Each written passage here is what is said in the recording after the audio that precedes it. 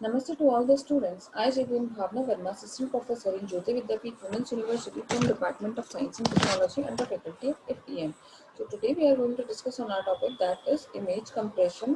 कैसे काम करता है और इमेज कंप्रेशन के अंदर जो लॉसलेस कंप्रेशन होता है वो क्या होता है और लॉसी कंप्रेशन होता है वो क्या होता है। तो देखो पहली बात तो ये कि जो इमेज कंप्रेशन किस तरह से काम करता है। इमेज कंप्रेशन के अंदर हम लोग कुछ पर्टिकुलर टेक्निक्स लगाते हैं, ठीक है। और जो इमेज कंप्रेशन होता है जिस भी तरीके से किया जाए, तो इमेज कंप्रेशन करते टाइम पे कुछ कुछ जगह तो हम लोगों का डाटा लॉस होता है, कुछ कुछ जगह लॉसलेस होता है। उसी अकॉर्डिंग हम लोगों ने बेसिकली इसको दो कैटेगरीज में कैटेगराइज कर दिया है ना, जैसे लॉसलेस और लॉसी कंप्रेशन, ठीक है। अब कौन सी ऐसी इमेज के फॉर्मेट हैं जिस जो लॉसलेस के कैटेगरी में आते हैं, कौन से ऐसे इमेज के फॉर्मेट हैं जो लॉसी की कैटेगरी में आते हैं, उनके बारे में हम लोग डिस्कस करेंगे, ठीक है। तो they are two kind of image compression. तो इमेज कंप्रेशन किस तरह से काम करता है, लॉसलेस या लॉसी कंप्रेशन बेस पे काम करता है, ठीक है। तो they are two kinds of image compression method, lossy and lossless, ठीक है। First one is lossless. Lossless में क्या होता है, image compression is a method used to reduce the size of a file while maintaining the same quality as before it was compressed, ठीक है। तो इसमें क्या होता है, वही आपने कोई इमेज ले ली, उसको कंप्रेस किया, लेकिन क्वालिटी वही होती है वो कंप्रेस करने से पहले होती है, ठीक है। जैसे हम डीएसएलआर कैमरास वगैरह की बात करें, उनकी बात कर सकते हैं हम लोग। लेकिन यहाँ पे क्या होता है, जब उसकी इमेज की साइज होती है वो बहुत ज़्यादा बड़ी हो जाती है, ठीक है। नेक्स्ट है क्या है कि raw files have no compression in great if you are personal photo editor, ठीक है। JPEG on the other hand, you won't fill up your hard drive as fast, but some of the data is lost into the conversion। तो मतलब जो मैंने image ली, जो मैंने JPG format में ली है, या जो मैंने इमेज ली है, वो इमेज जब डिजिटल आप जब देखते हो उसको, तो वो डिजिटल फॉर्मेट में स्टोर हो रही है, तो वहीं से क्या आपका कंप्रेशन जो है वो काम करना चालू हो जाता है, ठीक है।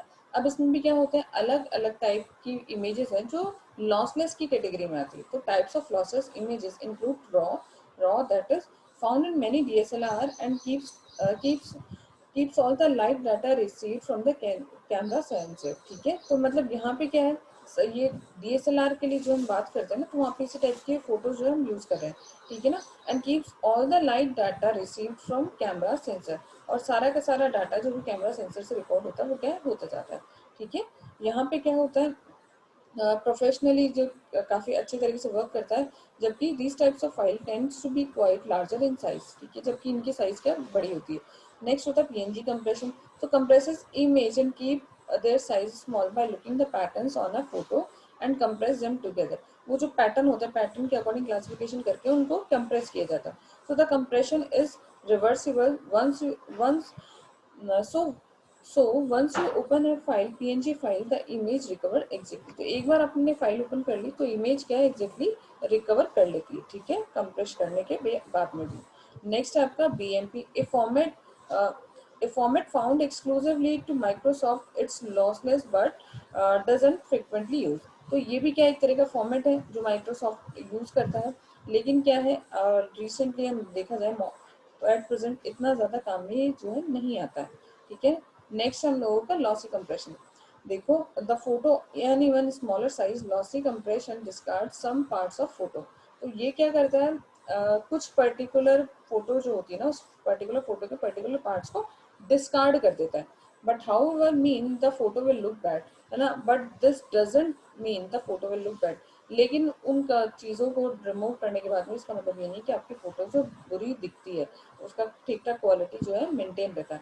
इस टाइप में कौन से आते हैं, दो तरीके हम लोग बात कर सकते हैं। पहला है जेपीजी, है ना, इसको जेपीजी को हम लोग जेपीईजी भी बोलते हैं, ठीक है ना। This format get rids of bits and the pieces of a photo that you may notice depending upon the level of compression you apply, ठीक है।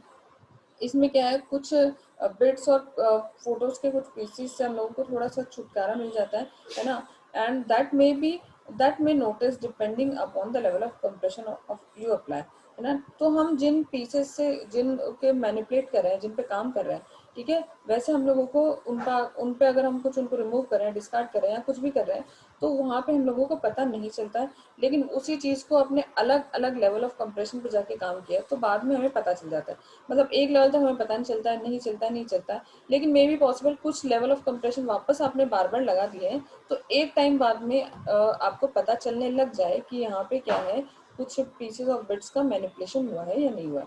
ठीक है, नेक्स्ट आपका there are also other ways JPEG image quality में भी reduce. ठीक है, और भी इसमें कई तरह से होता है, जैसे जिसमें हम कह सकते हैं कि जेपीईजी की क्वालिटी रिड्यूस होती है, जैसे आपने उसको जेपीईजी इमेज को किस तरह से रोटेट किया है। ठीक है ना, तो मे बी पॉसिबल अगर रोटेट जैसे जब हम करते हैं तो वहाँ पे क्या होता है, this is because the photo has recompressed itself with rotation. ठीक है, if you rotate the JPEG too much you will notice a difference in quality. This is because the photo has to be recompressed itself with every rotation. तो हर rotation के साथ में क्या है, photo क्या है, वापस से रिकम्प्रेस होती है। ठीक है ना, तो जब भी आप रिकम्प्रेस करोगे तो कहीं ना कहीं वो फोटो की क्वालिटी, जितना बार आप रोटेट करोगे तो फोटो की क्वालिटी उतनी ही जो है कम होती है।